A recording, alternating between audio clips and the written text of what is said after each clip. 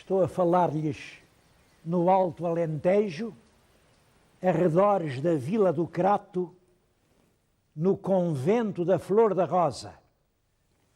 E queria contar-lhes uma história de um homem que viveu muitos anos dentro desta casa. A história é a seguinte. O primeiro conde da Touguia tinha um filho que era um bravo rapaz, um bom cavaleiro, e que se apaixonou por uma menina filha de um escudeiro, um pobre escudeiro. É claro, o pai não queria que o rapaz casasse com aquela pequena, que era de condição modesta, mas o que é que havia de fazer? E então usou de uma artimanha, não disse nada ao filho. Mas quando chegou ao domingo, disse para o rapaz, ó Vasco, o nome dele era realmente Vasco, ó Vasco, vem comigo à missa. Bem, o rapaz, na boa fé, acompanhou o pai à missa e na hora mais grave do sacrifício da missa, que é a hora em que o sacerdote ergue a hóstia no instante da consagração, o pai, com a mão de ferro, obriga o filho a ajoelhar e diz-me: jura sobre aquela hóstia que não vais casar com essa rapariga. O rapaz não esperava e jurou. Bom, e uma jura dessas, o que é que se há de fazer? Claro, o rapaz cumpriu. Simplesmente ele estava tão apaixonado que não foi mais capaz de viver em Portugal. Saiu, foi para longe, foi até à ilha de Rhodes e fez-se cavaleiro na ordem dos cavaleiros de São João de Jerusalém, a ordem dos hospitalários. Entrou como simples soldado, mas pela sua valentia depressa fizeram-no capitão de uma galé.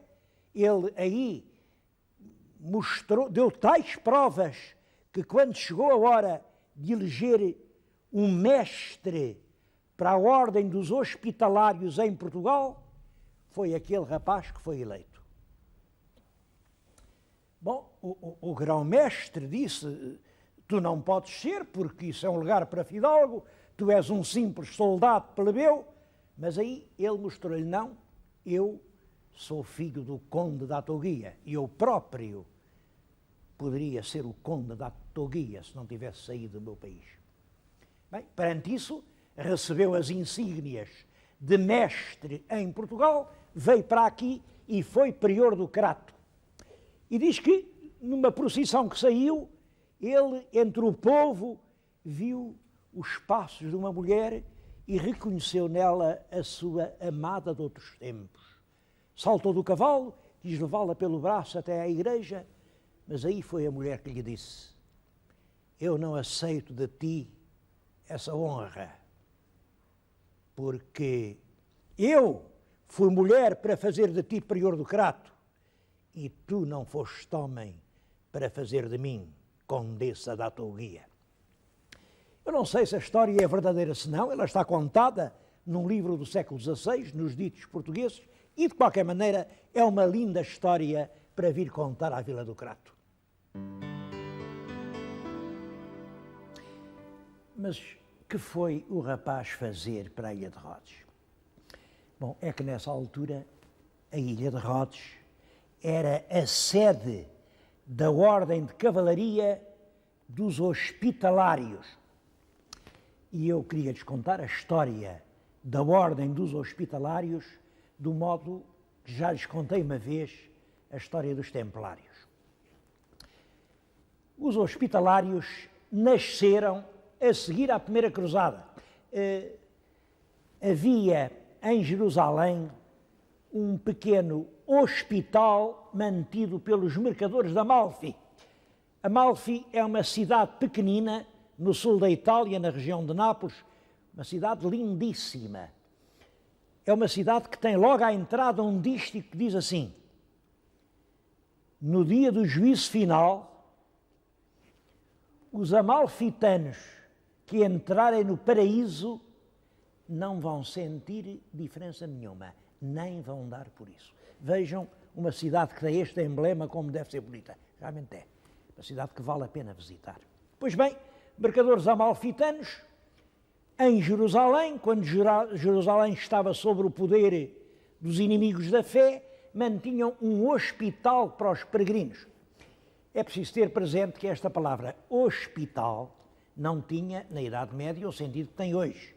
O hospital vem do latim hospes, hospitis, quer dizer o estrangeiro.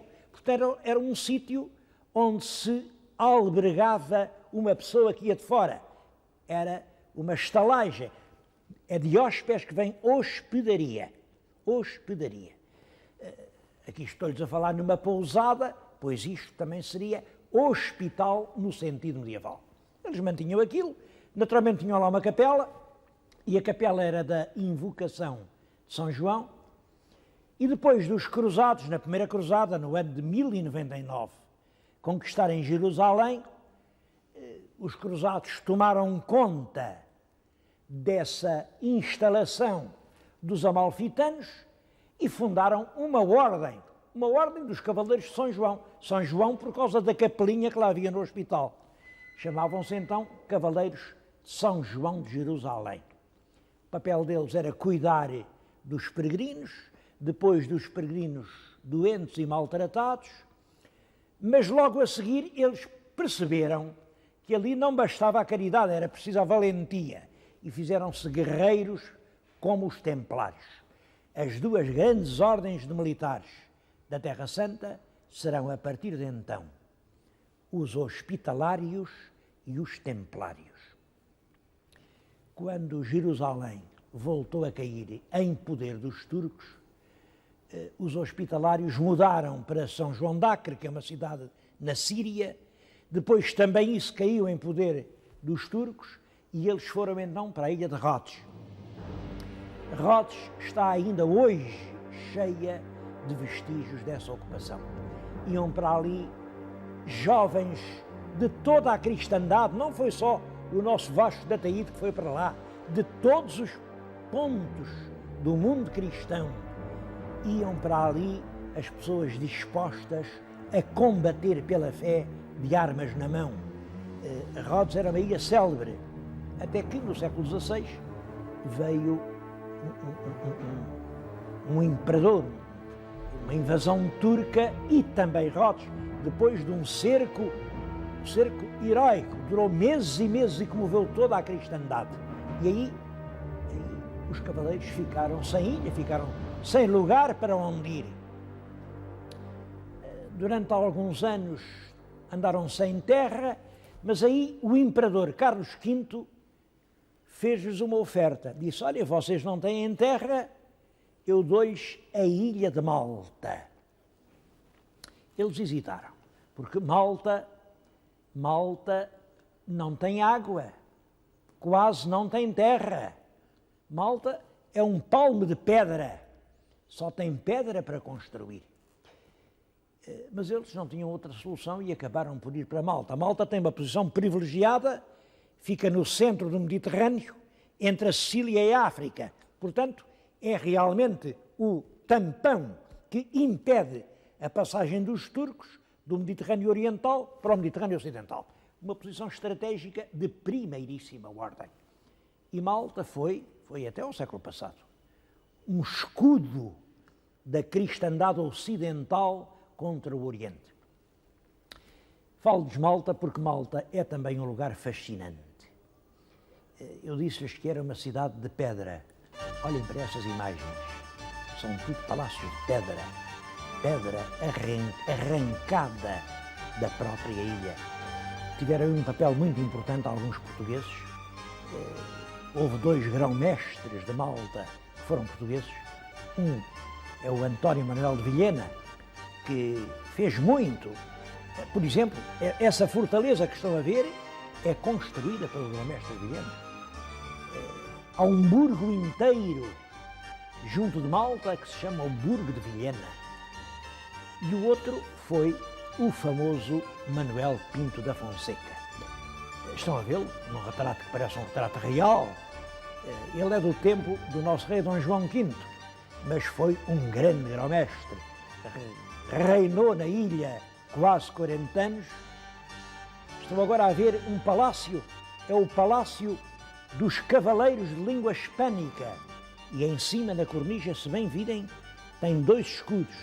É o escudo, estão par a par, Castela e Portugal. O escudo de Portugal é o escudo do lado direito. As riquezas de Malta têm uma explicação. É que toda a cristandade pagava a sua segurança mandando donativos valiosos, contribuições para os cavaleiros. Os cavaleiros investiam tudo isso naqueles palácios. Hoje, Malta é uma ilha coberta de palácios.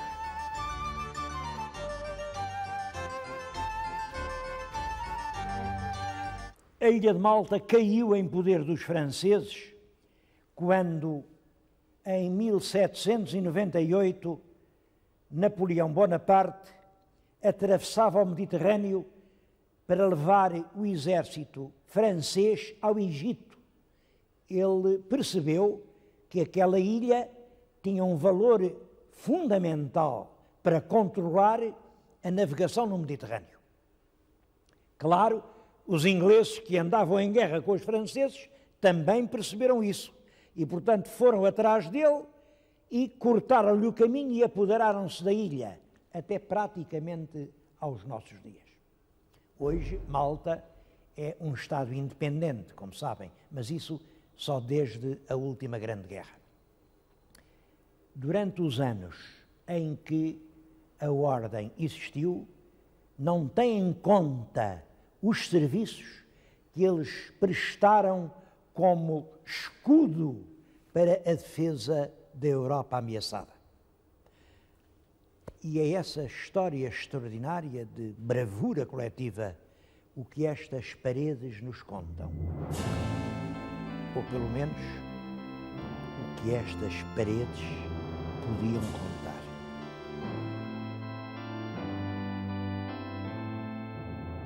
Porque estas paredes são as da sede da Ordem dos Cavaleiros Hospitalários durante mais de 500 anos, desde que o prior Dom Álvaro Gonçalves Pereira mudou a sede da Ordem para aqui, em 1356, até a extinção com o liberalismo, já em 1884, a Ordem do Hospital, a Ordem do Crato, a Ordem de São João de Jerusalém, funcionou nesta casa.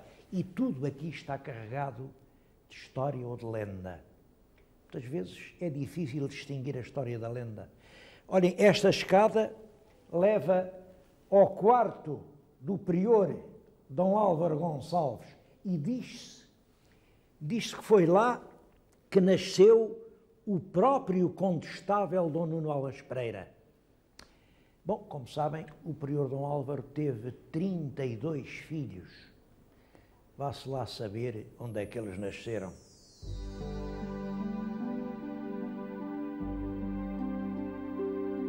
Até o nome do mosteiro está emoldurado numa lenda. Diz que há muito tempo vivia aqui um cavaleiro que adoeceu gravemente. Vieram médicos de toda a parte, cada qual trazia a sua mesinha, a sua receita, mas o cavaleiro, cada vez pior, estava já em ablativos de morte, quando pediu para ver uma namorada que tinha. Uma namorada que se chamava a Rosa. A Rosa veio e trouxe-lhe como prenda uma flor. Então viu-se um prodígio. Quando o cavaleiro aspirou o perfume da flor, recobrou a saúde. Voltou a cavalgar, mas quando foi visitar a Rosa que lhe trouxera a flor e com a flor lhe restituíra a vida, viu que a Rosa morrera. Trouxe-a, enterrou-a aqui, neste claustro, sob uma lousa, e é desde então que o convento se chama Convento da Flor da Rosa. É claro que é uma lenda, mas é uma lenda bonita. É uma lenda do tempo em que sabíamos tecer lendas à volta dos factos, lendas que hoje estão tão completamente esquecidas.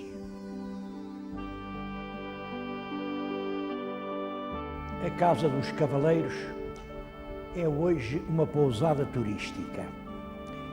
É claro que é sempre muito polémica esta transformação dos edifícios históricos em unidades hoteleiras.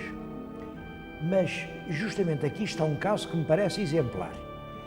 O arquiteto respeitou inteiramente o edifício histórico. Oxalá fosse sempre assim. Penso que se prestou um grande serviço. A verdade é que eu há alguns anos conhecia esta casa em ruínas e hoje é um gosto visitá-la. Pouco tempo depois de terem surgido na Terra Santa, os hospitalários aparecem instalados em Portugal. O seu papel era ajudar o rei na defesa da fronteira. A primeira sede que eles construíram, a primeira sede monumental, foi o mosteiro de Lessa do Balio. Eu já lá fui com os nossos telespectadores. Estão lembrados. Mas é claro, a fronteira ia recuando para o sul. E, portanto, a sede dos hospitalários veio caminhando na mesma direção.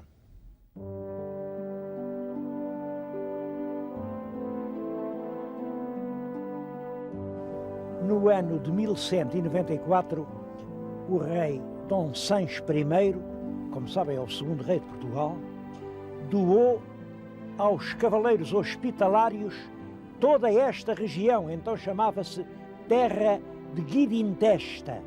Guidintesta. Doou-a com uma obrigação, construírem aqui um castelo a que El Rei pôs nome. Seria o castelo de Belvedere. Porquê o ano de 1194? É que nesse ano houve uma terrível invasão conduzida pelo Almansor que derrubou, aniquilou literalmente as guarnições cristãs até ao Tejo e parecia que ia subverter todo o reino das Espanhas.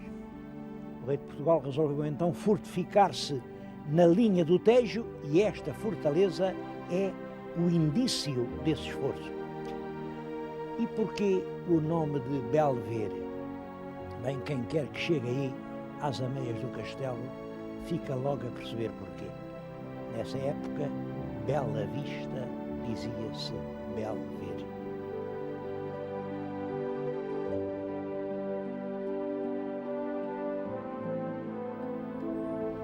Foi a construção do castelo de Belvedere que determinou a fixação da sede da ordem aqui no Crato. O que estão a ver é a chamada varanda do prior, claro, do prior do Crato. Esta palavra prior do Crato induz em confusões. Ainda há pouco, uma pessoa que tinha a obrigação de saber o que diz, me perguntava, olha lá, mas ele era prior do Crato, o senhor prior era aqui mesmo do Crato? Bom, não tem nada que ver, nem com prior, nem com Crato. Prior é a palavra que vem do latim prior, o primeiro. Era, portanto, o mestre da ordem dos cavaleiros hospitalários que se instalaram aqui na Vila do Crato. Primeiro, talvez aqui mesmo no castelo, a seguir no belo convento da Flor da Rosa.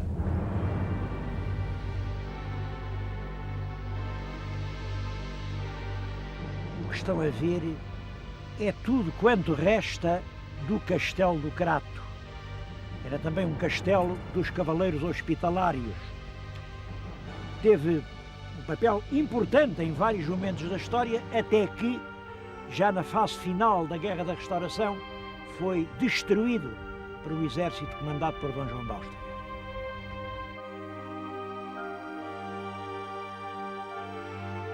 É tudo quanto chegou até nós do castelo.